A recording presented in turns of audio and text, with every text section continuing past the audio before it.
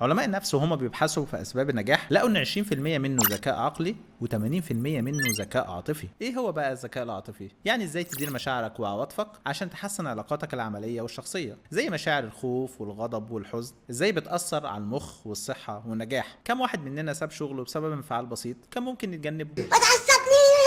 لا، ده كمان في مستوى تاني اعلى، انك مش بس تدير مشاعرك وتحركها، ده انت كمان تدير مشاعر اللي حواليك وتقودهم. طب ازاي يبقى عندي ذكاء عاطفي؟ جولمان في كتابه حدد 5 خطوات عشان يبقى عندك ذكاء عاطفي. اول حاجه السيلف اويرنس، الوعي الذاتي. لازم افهم ايه المشاعر اللي بتحركني، ايه اللي بيحمسك ويهبطك، راقب نفسك كويس. تاني حاجه التحكم في مشاعرك. المشاعر السلبيه زي الغضب ممكن تواجهها ان انت تبعد، تاخد نفس عميق، ما تكلمش حد في الوقت ده. او مشاعر زي الاحباط ممكن تواجهها ان انت تحط اهداف صغيره لنفسك. تالت حاجه سيلف موتيفيشن، التحفيز الذاتي. خليك دايما محاط بالافكار الايجابيه، تفائل وبلاش روتين. 4 ادراك مشاعر اللي حواليك، اعرف مشاعر اللي حواليك عشان تعرف مفتاح كل واحد، وبكده تعرف امتى تضغط وامتى ترخي. 5 التحكم في العلاقات. خلاص عرفت مشاعرك ومشاعر اللي حواليك، دلوقتي تعرف تقود العلاقه وتعرف تفرح اللي قدامك ازاي، كمان تعرف تضايقه، تحمسه او تضغطه.